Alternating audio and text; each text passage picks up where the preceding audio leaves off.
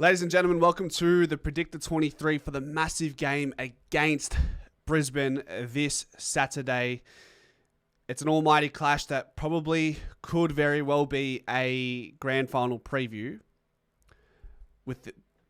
Going into this Predictor 23, what do we know from the injury report? We know that unfortunately Lockie Sullivan will be out for the rest of the season. What does that mean for his career beyond 2025? Not too sure. Probably still a bit too fresh to be talking about that type of conversation with so many moving parts still yet to be figured out. Jeremy Howe, unfortunately, is going to miss another week, and just watching him at training, while he wasn't integrated into full training last week, I thought he was running pretty well, but apparently he was ill over the weekend, which set his running loads back. So therefore, we're going to have to probably wait another week, or we will be waiting another week because he's listed as unavailable. Bo McCreary is still out for 2 weeks. So let's get into this. So who comes to mind that is going to be in the conversation of selection? Now Jordan De Goey will place you there. Billy Frampton, Billy Frampton's in. He scares me at VF playing. I can't see Frampton playing any more VFL because it genuinely concerns me that he could lose his confidence at VFL level. So if he got through the game and he's feeling good, get rid of that VFL talk. He's playing in the ones against the Lions. And he won't be here on Harris Andrews. He won't be in the forward line. He'll be right here.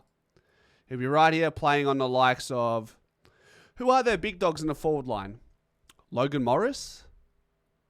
Eric Hipwood? And what's that gentleman's name? The Indigenous guy. What's his name? Archie. Is he going to be there? Maybe I'm missing another tall, perhaps. Darcy Moore's the obvious one. He's had a really down 2 weeks. I think this is a big game where we're going to need Darcy Moore to really lead from the front. Not just by talk, not just by his pre-game huddles. Like, what we've seen in most of his games this year is what we need and more against Brisbane. They're going to be going into this game pissed. They got smashed by their little brothers. They're coming to the G. They're the reigning premiers. It's all there. Top two is there for the taking to further solidify a position in the top two. Perryman, we'll put Perryman here for now, who's been just been one of those consistent role players that you just can't complain. You just cannot complain. Who else was next? Dan Houston. Fly admits we're trying to find ways to give Dan Houston the ball more. Somebody who doesn't have a problem finding the ball and dominating in his own domain is Josh Dacos. So that's happy with that. Markov, question mark. Put him there for a second. Quaynor, in. Charlie Dean, question mark. Hoskin Elliott, question mark for now. Bruzzy, obviously. And Jeremy Howe unavailable, so we'll chuck you down there just so we know exactly where he stands. Mason Cox. DC, we'll just put him straight in, right? Wingers, Sidey. Did Jack Chris play quite a bit off the halfback flank against Richmond? I feel like I saw that quite a bit. Maybe I'm hallucinating, but I do think we saw a bit of Jack Crisp on the halfback flank to allow Ed Allen to play on the wing a little bit more. Ed Allen, your name is in question as well for now. We'll revisit you, my friend. Kai Lohman out for 4 weeks. Wow. That hurts. That hurts for them. Sullivan isn't out, so that's a forced out, isn't it? Bang. Red straight away. All right. Keep it rolling. Tom Mitchell, you think he keeps his spot, don't you? You just, off 29 touches and some really good moments in the game, I thought overall he had a pretty good game. Looking back at that game against Richmond. Pendles will be an in. So that's a certain in. And then Nick Dacos, just off the back of the highest rated game for the season, 43 or 42 and 3. Could have had 42 and bloody 42 and 5 had he kicked a bit straighter. All right. Lipinski went all right on the wing, didn't he? 18 touches or something around that mark. Thought he was okay. Was fine. Ned Long, I guess with his pressure and his 20-odd touches against Richmond, you can't really drop him for now, can you? Who else is in consideration? I mean, Membry, he's just the glue to our forward line. Membry and Jamie Elliott, they are the glue to the forward line. And, you can make a case for Myercheck and McStay, and they all have important roles for the team. Kadeem Coleman with a quad for 8. I thought he was already out with the quad. Did he redo it? But there's something about Membry's presence that just gives me a little bit more peace of mind with this forward line. It's weird. It's hard to explain. I think, guys, Bobby Hill that's the most obvious in this week. Norm returns against his old foes, where he pretty much had his career game in that grand final in 2023. So what a game to bring him back in. This is where it gets interesting. Put McCreary over there for now. Lockie Schultz is a lock. Lockie Schultz a lock. Oh, I'd love to have this guy back, man. This guy would be so handy. Like that pressure. They would drown in the pressure that McCreary, Shooter, Bobby Hill and Jamie Elliott could heap on the Brisbane Lions back line. Goodness gracious. All right, here we go. So I've got 1, 2, 3, 4, 5 players for the 2 spots. Guys, I'm thinking this. Here's why. Here's my reasoning why I'm thinking this, De Goey sub. The main thing for me is our VFL side play on a Saturday, as to do Collingwood's AFL side. Therefore, whether you play him in the VFL or AFL, the only difference is there's 2 differences. The intensity, which is at the forefront of your mind when you think the difference between VFL and AFL. But there's also the side where you can limit De Goey's minutes in the VFL much more than you possibly could in the AFL. The only risk with De Goey as a sub in the AFL is if somebody gets subbed out early, he might have to play more minutes than they were projecting. But the question for me that I'd like answered, which we probably won't find out until tomorrow's main training session, which I'll be there for. How did De Goey pull up from that game? 3.5 quarters, a lot of midfield time. We haven't seen De Goey feature in a midfield that much all year, albeit at VFL level. That's my only question. Did he pull up okay? He trained today. Yes, light training session. Fair enough. That's enough. That's enough for me. If they say De Goey pulled up fine, he's going to train through the sessions and get through. And that's, for me, that justifies putting De Goey in against Brisbane in a must-win clash. Greatness, I see you. I see that conversation where, and I'm not saying that's not going to happen. I can see, this is what I want. This is what my vision is for the betterment of the club in the short term. Is De Goey playing against Brisbane? I can see the argument for the thing is, if we're playing this Saturday going into a game against Hawthorn, then if you don't want to play De Goey in the AFL, I don't really think you should play De Goey in the VFL leading into a 5-day break against Hawthorn. So it's either De Goey plays against the Brisbane Lions, potentially rest him against Hawthorn. No, scratch that. De Goey plays as a sub against Brisbane, limited minutes, plays as a sub against Hawthorn. So while it's a 5-day break, at least you're playing him on limited minutes. So it's limited minutes across the next 2 weeks in the AFL is what I want for Jordy De Goey. Or don't play at all, have a massive conditioning weekend, and go into the game against Hawthorn on Thursday night. Those are the 2 options that I see, potentially. There's just no way you're going to play him VFL into the Hawthorn game. But what do I know? I'm here to be proven wrong. That's totally fine. So De Goey, for me, I'm trying to manifest this, guys. Come on.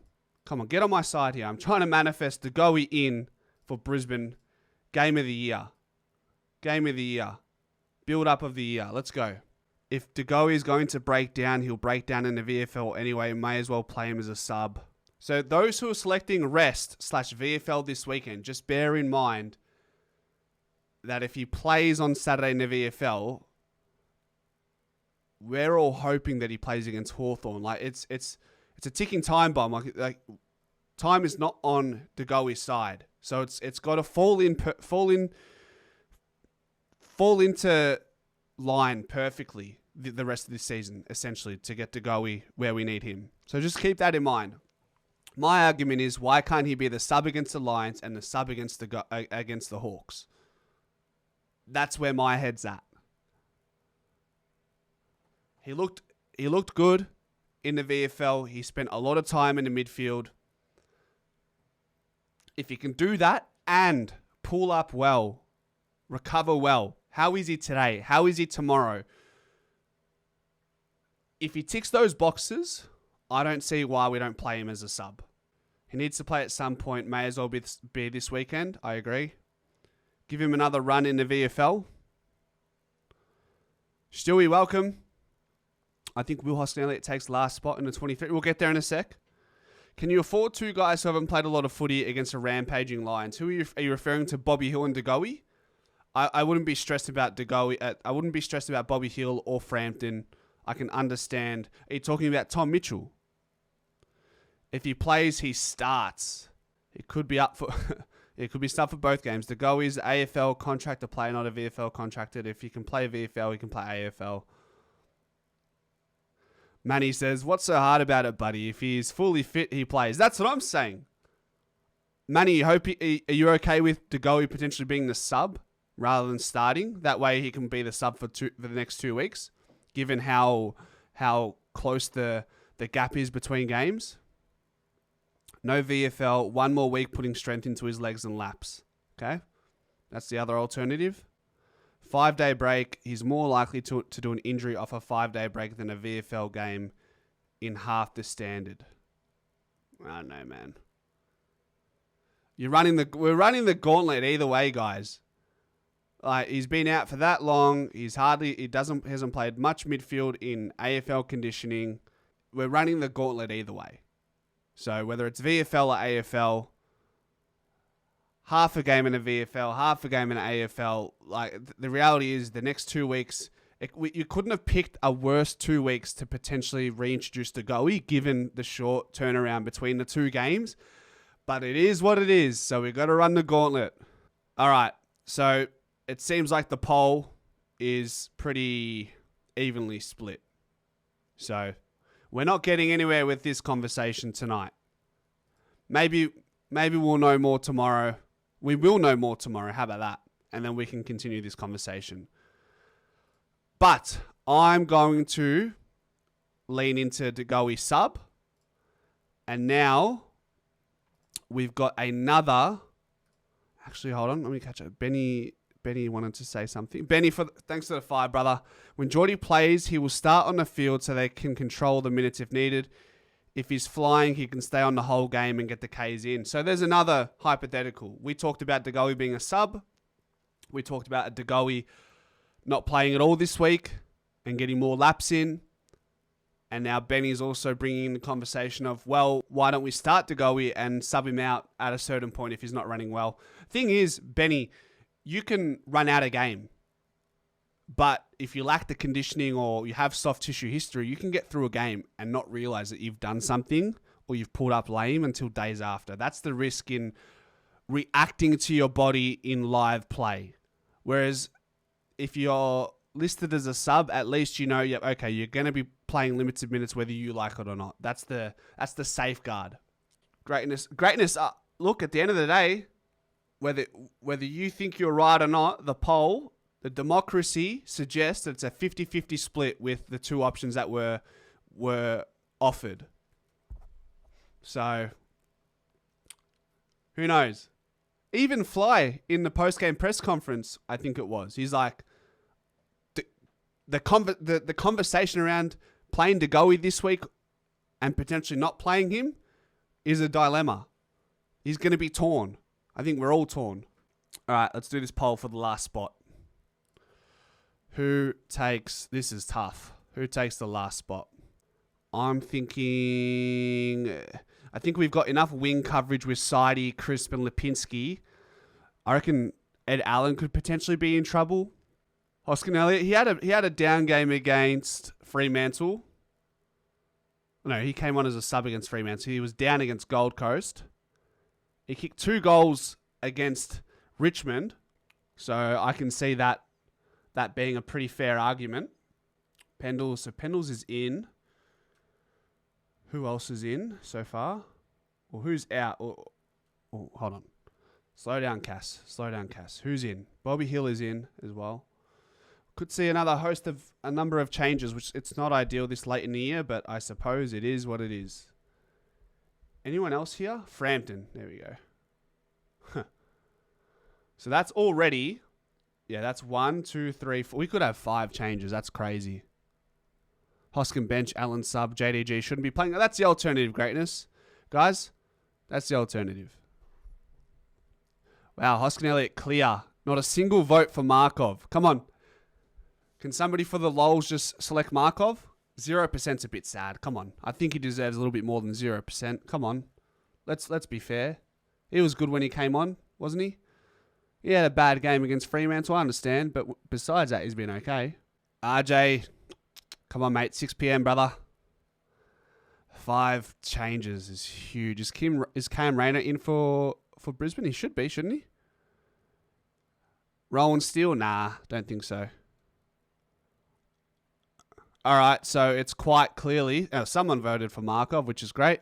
All right, there you go. So, Will Hoskin Elliott, right there. Benny, thanks to the 5 again, my brother. Starting on field will give better indication of his limit. If he only plays a quarter or so and pulls up good, we don't really know. Need to know for September. I see what you do. I see what you're saying. Starting on the field. The thing is, I just think it's unrealistic, Benny, to hope that De Goey can play a full game against, or 3 quarters against Brisbane and then back it up against Hawthorn. Unless you're suggesting that he plays against Brisbane, rests against Hawthorn. But I thought we were past the whole... Aren't we past the whole management side of things? I would think as soon as De Goey is injected into the AFL side, I think he gets through all the way through to maybe the Melbourne game. Maybe he gets rested there. But I'm looking for continuity in De Goey over the next few weeks. Fly rarely makes... BC says Fly rarely makes a lot of changes. Well, I feel like Fly has had a lot of unforced changes in this second half of the year. Wouldn't you agree? He does maybe... When it comes to unforced changes, I understand. Maybe he's a little bit more reserved. But I think when it comes to forced changes are forced changes. And that what will be, will be. What if he starts and gets subbed off? But like, if he starts, you're asking De Goey to play at least 3 quarters, in my opinion. Yasuani, Yanni, your boys Frampton and Markov? Yasul File. If he plays this week at all, he will play the Hawks in full and the rest of the games. Ooh, here we go. Jeremy Howe will be back next week, hopefully, Chris, based on the Collingwood report. Play full game if he breaks down, better now than September. If he breaks down now, better now than September. But if he breaks down now, he potentially won't be available for September. We're living in the world of the future right now, but it's always a bit of fun, isn't it? He won't change 5 players. Well, all right. Well, who are the... Charlie, there's no way Charlie... I don't think Charlie Dean stays on the side. He was good against Richmond. Probably his best game for the clubs. And Sullivan's a forced out. Pendles has to come in. Frampton has to come in. Hill has to come in.